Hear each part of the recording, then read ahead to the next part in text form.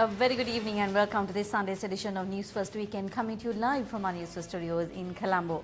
I'm Arundhati Mundanayaka. Let's start off with a look at the stories making headlines this evening. Venerable Kolonnave Sri Sumangala Thera appointed as the Chief Prelate of the Siri Sumana chapter of the Amarapura Mahanikaya. Train accident claims the lives of 4 in Omante. Bodies of 2 males discovered from a cave in Ragala. Strong winds and rain experienced in several areas. Elephant fight in Kalaweva claims the life of 1 elephant. 2 sons of former Egyptian President Hosni Mubarak arrested on financial fraud. Typhoon Mangkhut hits China through Hong Kong.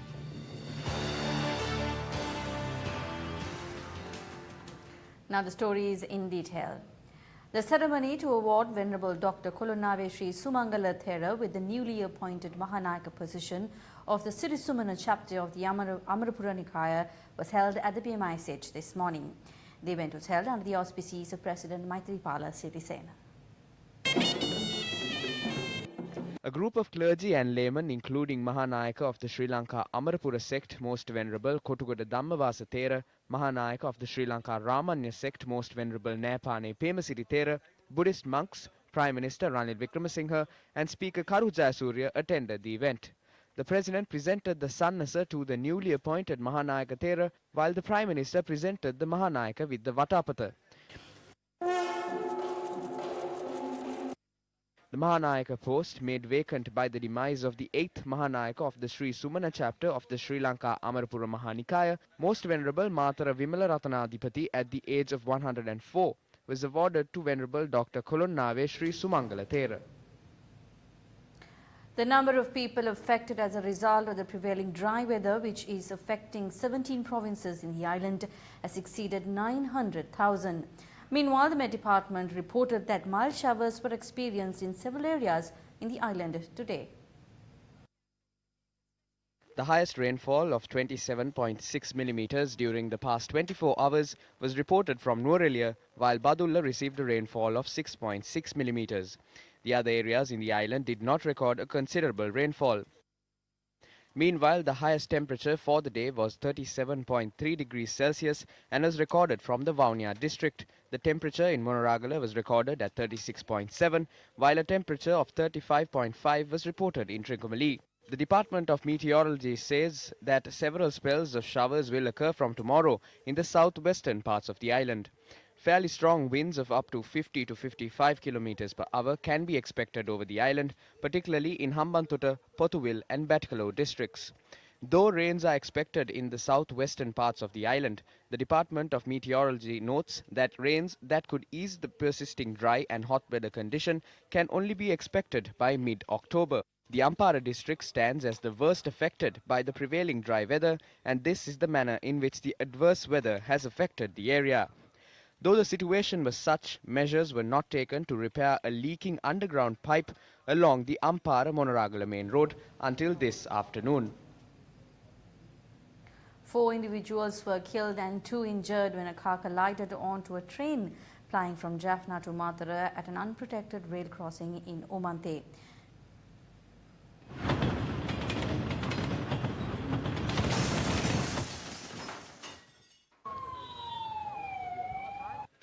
According to police, this accident had occurred around 10:30 this morning. The car had collided with the Yaldevi express train travelling from Jaffna to Mathura. Passengers of the ill-fated car were travelling to Omante from Jaffna to visit a relative. 8 individuals had travelled in the car, and police said the 3 individuals, including the driver who sustained injuries, were admitted to the Vaunia hospital, while a 11-year-old child had survived the accident.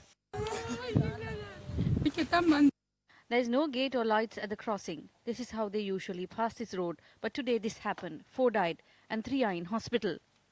There is no one to protect this crossing. This is why this happened. Someone needs to be punished. Please provide some means of security.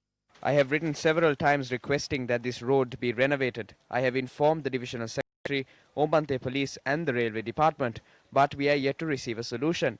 I hope at least now a gate will be built since a major accident was reported. Still, we are not sure. An official at the railway control room said that this rail crossing has been constructed illegally. Two bodies inside a cave in a forest in Selenadi Ragala were identified by police.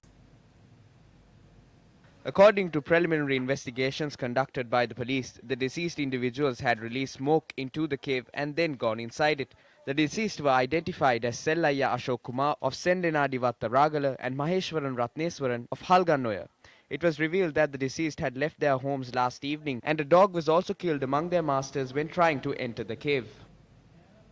Area residents have been receiving information about a battle between two elephants in the Kalawava Reserve. Our correspondent in the area was informed that one elephant was killed following the struggle. Area residents reported that the struggle broke out between an elephant who hovers near the Kalawava and the largest elephant in the herd in the Kalawava Reserve. The peak of the battle ensued last night, killing the largest elephant in the Kalawava Reserve. The post-mortem reports revealed that this tusker, which is about 35 years old, had died due to injuries caused by another elephant. The investigations revealed that the elephant had received over 20 stabbings from a tusk, and we can confirm that the death was caused due to these wounds. Elephants were seen gathering near the Kalawava this morning in a gesture similar to that of paying last respects to the leader of the herd. Our correspondent said that the body of the elephants was buried in the banks of the Kalawava.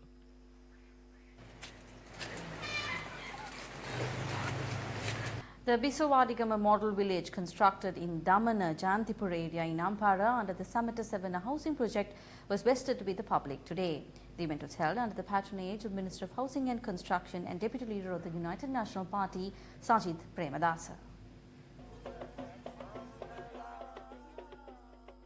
The Bisowadigama model village consists of 23 houses and it is the 124th model village vested to the public under the Samata 7 housing project. 24.3 million rupees was spent on this project.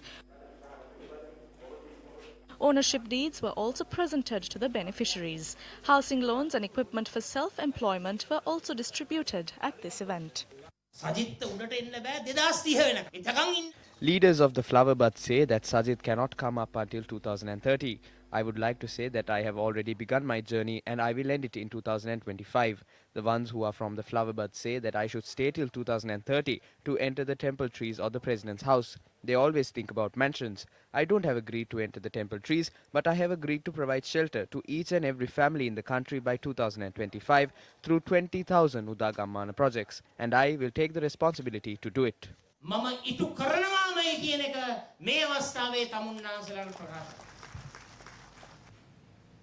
President Maithripala Sirisena has recalled his top envoy to Austria and 5 other embassy staff for failing to answer his telephone calls. Sunday Times reported Ambassador Priyani Vijayasekara was recalled after she failed to answer his call last week and no responsible officer was there to respond to the president. The Ministry of Foreign Affairs confirmed the recall but did not give a reason. Sri Lankan ambassador in Austria is also accredited to UN agencies in Vienna as well as Bosnia, the Czech Republic, Serbia, Slovakia and Slovenia. Today saw the successful end of the third phase of the Gum at the Door-to-Door initiative. Our team, together with the students of the University of Peradeniya, visited many villages, met with the locals and discussed the hardships and obstacles they have to go through on a daily basis. Gum at the Door-to-Door initiative. The Gum at the Door-to-Door initiative commenced in the year 2016 and was carried on to the year 2017, and this is the third phase of the project. The projects undertaken under the Gum at the initiative are not carried out without an extensive study of the problem. Members of the Newsfirst news division, irrelevant of their positions, took part in this initiative voluntarily. The aim of this initiative is to be with the villagers and listen to their problems and to find ways to develop their villages. We extend our heartfelt gratitude to all the villagers that welcomed us with open arms. We thank the Vice-Chancellor of the Peradeniya University, Professor Upul B. Disanayaka, Senior Lecturer of the Department of Geography, Professor Tilak Wijetunga Bandara, and the students of the university who assisted us all throughout the project. Several projects that were completed under the Gammadda initiative have been vested with the public. The projects were carried out with the support of generous individuals as well as corporates.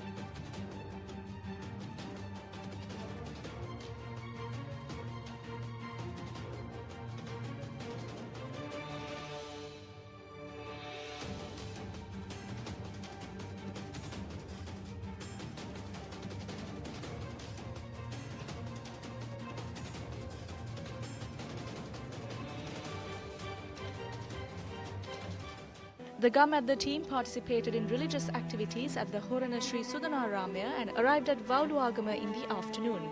Even though this village is relatively closer to the town, it faces serious drinking water issues. Group Director in Electronic Media Business of the Capital Maharaja Organisation Limited, Nidra Veersinghe, and the Director of Public Relations of the Capital Maharaja Organisation Limited, Priyantha Vijay Singhe, were part of this team. The villagers commented about the failure of the water project and the fact that they have to purchase water for consumption. They were thankful to our teams for inquiring into their well-being. The main problem in the village of Makilan Kearney is a lack of housing.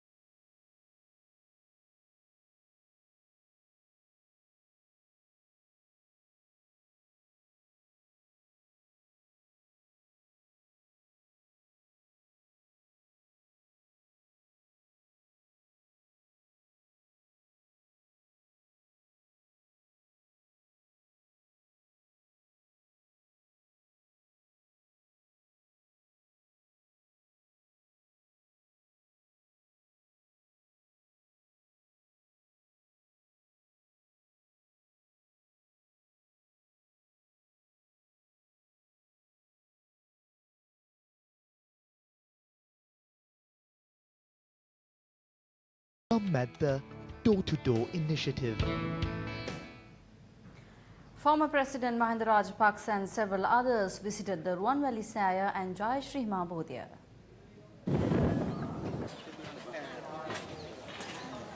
The former president visited the Ruwanwali Saya last evening and arrived at the Jayashree Mahabodhiya this morning.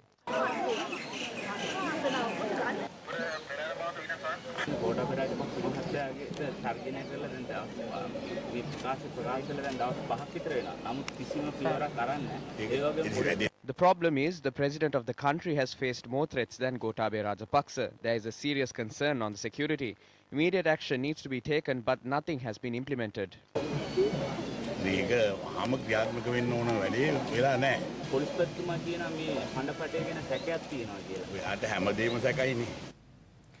Concern has been expressed over the government's announcement that the Public Debt Department of the Central Bank will lose its role to the Ministry of Finance. In other parts of the world, like in the United Kingdom, Singapore and Japan, for instance, the functions of the banking regulator is separate from the role of the policymaker. The regulatory bodies act without a political bias. However, in all these countries, transparency, accountability, responsibility and the rule of law are all well established. The Central Bank of Sri Lanka enjoyed its independence up until the politicization of the institution. In 2015, Ranil Wickremesinghe listed the central bank under his Ministry of National Policy Planning and Economic Development. Along with that unprecedented move away from the Ministry of Finance came the appointment of Arjuna Mahendran, handpicked by Ranil Wickremesinghe. The already politicized nature of the central bank had suffered another blow. The founding father of the central bank, John Exter, envisaged that no person whose integrity has been questioned should serve at the central bank. In spite of this sentiment and in spite of reservations voiced by senior cabinet members like Patali Chompika Ranawaka, Rajitha Senaratne and President Sirisena himself, the newly appointed Prime Minister assured his colleagues that Arjuna Mahendran would be his choice. The Presidential Commission of Inquiry held that Governor Mahendran had acted mala fide in the interest and to the benefit of Perpetual Treasuries, a company in which his son-in-law was a beneficial owner. The former governor, now a fugitive from justice, admitted he acted on the insistence of the Prime Minister. In a further example, Sri Lanka has an unfortunate history of inaction by regulatory bodies. Take as an example the Securities Exchange Commission, SEC. Pre-election promised inquiries into the infamous maneuver also known as pumping and dumping. Post-election, despite several assurances to the contrary, the SEC failed to have any inquiry resulting in litigation against anyone. Inaction has been the key word with the Bribery Commission, failing spectacularly to act in a proactive manner in several cases, including the recommendation of the Bond Commission.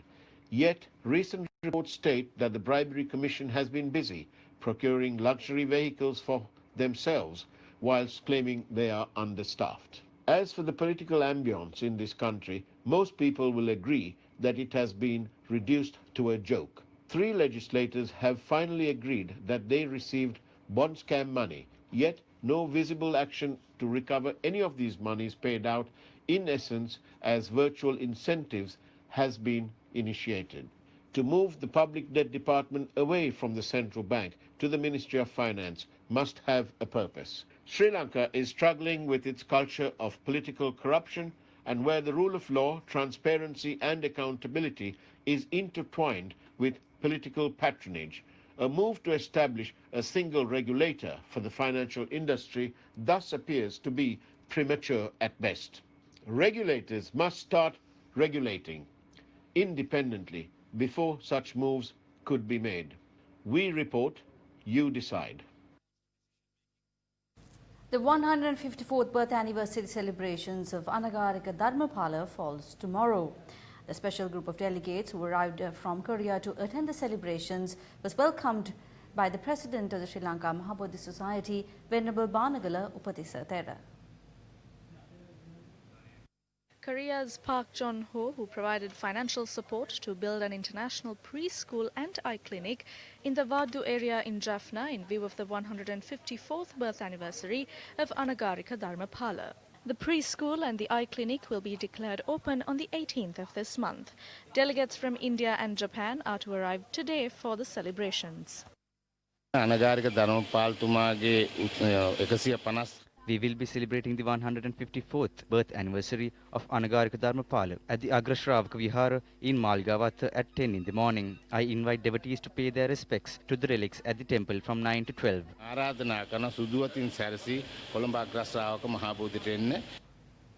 Also in local news, attention has been drawn to provide road development projects of the north and the east to Indian companies. The Sunday Times also reported on the matter today. The government was strongly criticised over expressways in the recent past, especially over the Central Expressway project. The government obtained loans for the first phase of the Central Expressway from the Chinese Exim Bank, and it obtained loans from 2 state banks for the second phase. The government obtained another loan for the third phase from the Mitsubishi Bank in Japan. The media as well as civil society pointed out that the expressway is being constructed using loans with high insurance premiums, awarding contracts without open tenders, constructed haphazardly and without a proper environmental assessment. This has caused billions of losses financially as well as socially. The Sunday Times reported that the government is proposing to drop a Chinese bidder selected on a competitive tender to rehabilitate Road Development Authority roads in the north and to obtain fresh proposals from 2 Indian companies for the same project because of geopolitical concerns. Proposals were invited through international competitive bidding with 100% confirmed financing for 6 packages to rehabilitate roads in the northern and eastern provinces. 44 applications were received. The cabinet-appointed negotiating committee, or the CANC, and a project committee evaluated the proposals on technical, financing and financial criteria. 2 packages were awarded to Sino Hydro Corporation Limited. The others went to CECNEM Joint Venture, KD Evidasinghe Company Private Limited, and other construction companies. But the Indian authorities, through the Indian High Commission, requested to award some road development work in the northern province to the Indian companies, for which funding could be arranged through the Exim Bank of India. According to the paper, a cabinet memorandum is to be presented on Tuesday by Prime Minister Ranil Wickremesinghe, Ministry of National Policies and Economic Affairs. The memorandum says the High Commission of India in Colombo has facilitated 2 contractors, of which one is a Government of India-owned company, IRCON, and a partially Government of India-owned company, IL&FS Transportation Networks Limited. Therefore, it may be prudent and appropriate to assign the contract package on rehabilitation of RDA roads in the northern province that has been recommenced by the CANC to Sino Hydro Corporation Limited to the Indian company IRCON or IL&FS Transportation Networks Limited, as Sino Hydro Corporation Limited has already been selected for one contract package on rehabilitation of LGD roads in the eastern province, which is also the largest contract package. The memo goes on to say, as this is a geopolitical concern, a suitable decision has to be taken considering the good relationship Sri Lanka has to maintain with the neighbouring country. When inquired, the chairman of the RDA, Nihal Suryarachi, said that his institution has nothing to do with the tender process. He added that the Ministry of Northern Development handles the tender process. It is no secret that when Mahinda Rajapaksa was president, he closely worked with China, and it was China that carried out major infrastructure projects including the Colombo Port City, the Hambantota Port, the Matala Airport and expressways in Sri Lanka. Do you recall the expose by the New York Times on the 25th of June on Mahinda Rajapaksa's relationship with China? The article revealed that ex-President Mahinda Rajapaksa had received $7.6 million from China Harbour Engineering Company, which was involved in the Hambantota Port Development Project. The Colombo International Container Terminals Limited accepted that it provided 150,000 USD or 19.41 million rupees to Pushpa Rajapaksa, the wife of Basil Rajapaksa. 85% of the shares of CICT belongs to China Merchant Port Holdings. Local companies in the past have been able to carry out mega infrastructure development projects such as the Mahavali scheme, drawing international attention. Why do the politicians at present depend on other countries for development? Is the reason the financial misappropriations that take place under the guise of awarding tenders? When projects are carried out with loans obtained from other countries, and when the contract is awarded to that same country, and the employees too are brought down from that country, what benefit will the people of our country enjoy? Now, the impact of China is felt not only by Sri Lanka but by other countries in the region as well. Now, what are the true implications of China's Belt and Road Initiative? There's a lot of talk about the US-China trade war. But while you're looking over here, a conflict between the two giants is brewing over here in Pakistan. The conflict is about global dominance, and Pakistan's financial security is hanging in the balance. If China succeeds, it could be on the path toward becoming the new center of global trade. If the US wins, it could frustrate China's latest push to become a global economic superpower. Either way, the impact will be felt for decades around the world. To understand how we got here, you first have to understand why China is in Pakistan at all. China is there to invest in infrastructure, part of an effort to show the region that a friendship with China brings tangible economic benefits. This falls under China's Belt and Road Initiative, aimed at building up China's global trade network. President Xi Jinping started it in 2013, and there are estimates that China plans to spend as much as $1 trillion on infrastructure projects in the next few years, across 68 countries. A couple things to know about the Belt and Road Initiative. First, many in the US view the initiative as a threat. The US still has the largest GDP in the world, but China is gaining ground. Take, for example, the fact that the US was the largest exporter of goods and services in the world, until 2013. China passed the US, and the two world powers have been neck and neck ever since. The second thing to know is that China is giving huge loans to countries it's investing in for the Belt and Road Initiative, and some recipients are not well positioned to pay them back. For example, China funded construction for a Sri Lankan seaport in Hambantota. But when Sri Lanka couldn't afford to repay, it reached a deal to give China the port on a 99-year lease. By loaning Sri Lanka money it couldn't afford to pay back, China secured a port on a potentially strategic maritime trade route. Some people have dubbed this type of loan debt trap diplomacy and worry China could do it again. The centenary celebrations of former Chief Minister of Tamil Nadu, late MGR, was held in Kandy today. Several politicians as well as intellectuals including Tamil Nadu Education Minister K.A. Senkottayan attended the event. Awards were presented to individuals for their services in various sectors. The chairman of the Capital Maharaja Organisation Limited, R. Raja Mahendran, was also awarded the MGR Ratna Award at the event. State Minister of Education V. Radhakrishnan accepted the award.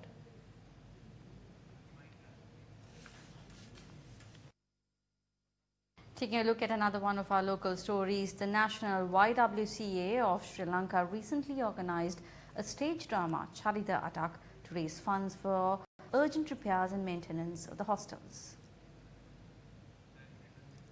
The drama was staged recently at the Bishop College Auditorium. The estimated cost of the project is 32 million rupees. The YWCA of Ceylon is engaged in a lot of charitable works, giving priority to the rights of women. Local branches are active both in urban and rural areas.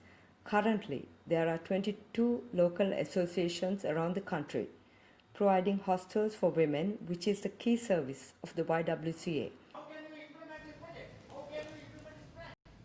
And with that, we wrap up tonight's edition of Weekend Primetime News. Thank you very much for joining us. Good night.